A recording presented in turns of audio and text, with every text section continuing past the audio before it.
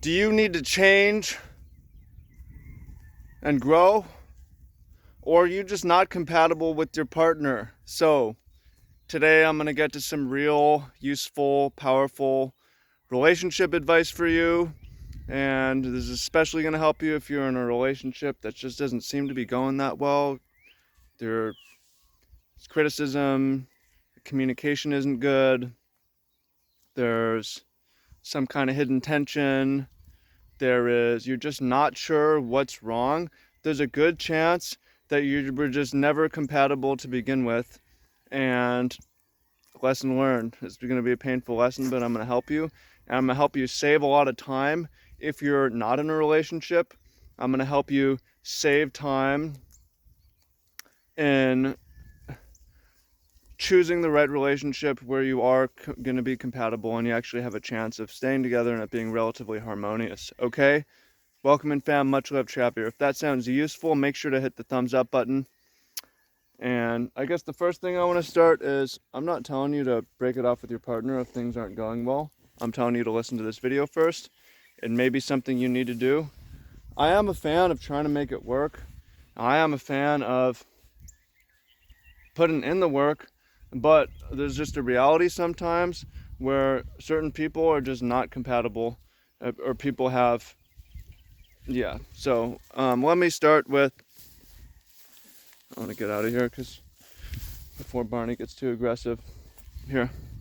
So I'm gonna start with an example from my own life, and I've been in a bunch of different relationships.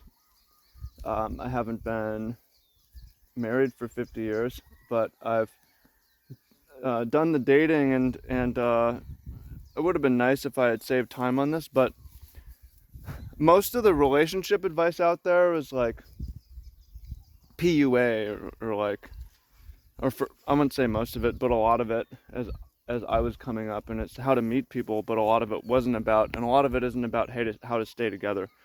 I mean, if you look on the internet, most of the content on relationship is how to meet people, and it's not about how to stay together. And meeting people is the easy part. Staying together is the hard part. So staying together, a lot of it has to do with compatibility. So let me give you an example. Some of my partners, there's been a couple of them, I felt like I'm too controlling. Said, yo dude, you're trying to control me. I'm just trying to live my life. I'm trying to talk to my friends, or I'm just trying to, eat what I want to eat, have the habits I want to have. You're trying to control me. It's not cool. It's not okay. When you try to control me, it makes me want to exit the relationship. You ever heard anything like that? And when I was in those relationships, because of my lack of experience at the time and what I know now and what I'm going to tell you, it caused me to be like, oh shit, I need to change. Like, I need to let go. Why am I insecure? I need to let go of my possessiveness. I need to just let her be free and do what she want to do, talk to who she want to talk, have the habits she want to talk. But then there's a part of me that's just like, no, I can't do that. So my need to control persists, and she wants to eventually, it's just, you can see how this isn't going to work out. There's going to be communication problems, there's going to be conflict, but the fundamental is I want to be in control, she wants to be in control, we're clashing, we're butting heads. Now, we're going to talk about why this is a problem, and what to look for, but I will tell you, a couple of the partners that I've had, and the one that I have right now especially, it says, Travis, I want you in control. I want you to be the dominant leader in this relationship. I'm happy to be the submissive follower. I want you to make the important decisions. I trust you in that, and I'm going to support you. I want you in control, right? So the same trait that I had that was a negative to some partners is a positive to other partners. And so what I'm saying is, rather than change, why don't you find someone who actually wants what you want, right? Who actually wants who you are, especially because you can grow and you can change, but fundamentally, we are who we are. We can grow, we can change, but fundamentally, certain things trying to change them is too hard, especially if it's part of your character, part of your personality. You tend to be more dominant. So I'm going to come back. We're going to talk about this. There's a common problem, I think, that a lot of people face. But the point is, what are you getting criticized for? Or what does he or she not like about you? What is it?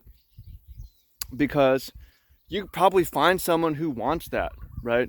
And similarly, if there's a lot wrong with your partner, like certain things can be wrong. You can ask them to change on certain things or grow on certain things if they're willing to. But if there's too much different, there's just too much wrong, there's just so much more that you want, then also you're wasting your time, you're going to waste their time. Don't sound like you're compatible. Okay?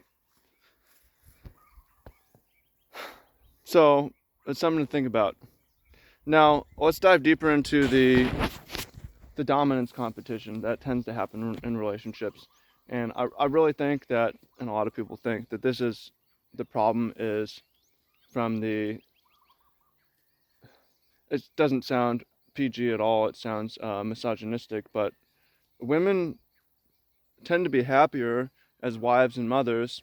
And while women make a lot more money than they did back in the day, the happiness is down, relationships are down, people don't stay with each other as much, people don't get together as much, people don't get married as much, people don't have as many kids. Women are less happy than before the women's liberation. And today, women are told that you should compete with men for money, you should compete in sports, and you can go out and live your life, do whatever you want to do in your early 20s. You don't need to worry about family, about kids. You can focus on your career. You're going to be happy. These sort of things. It's not true. And one thing it does is it masculinizes women, where a traditional, more harmonious relationship, and this isn't for everyone, you have a dominant masculine leader and you have a submissive feminine follower. And it's not like both don't get things out of it, right? If the woman is going to have the kids, then the man needs to provide and protect for her. There's different responsibilities involved. There's a difference between being a man and being a woman. But rather than trying to change someone who's, in this case, is masculinized, aggressive, and dominant, and you're also dominant and you're butting heads, why don't you just find someone who's going to be a willing follower for you and your vision? And again, it's not like a greed and narcissistic thing. It's like, that's the job of the man. If you believe that. But again, it could be, if you're listening to this and you're a woman and you want to be in charge of the relationship, then that's going to limit your options. It's going to limit the type of man that's going to want to be with you, and it's going to cause a lot of conflict.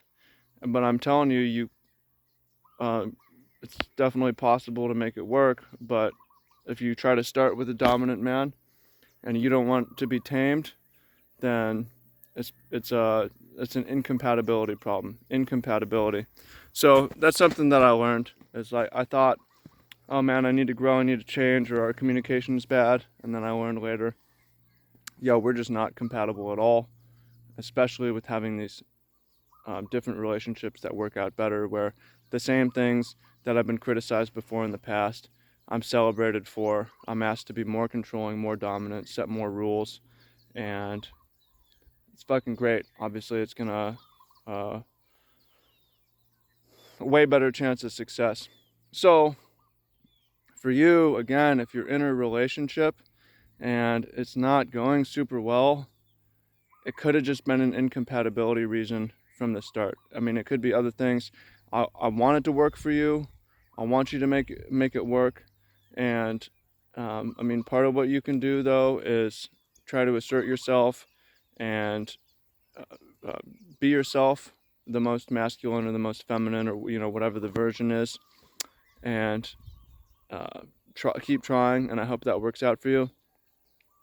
I'm not asking you to bail necessarily, but I think that if you're just starting, it's important that you really learn and know who you are, and you're able to read people too, so you can figure out what they're like.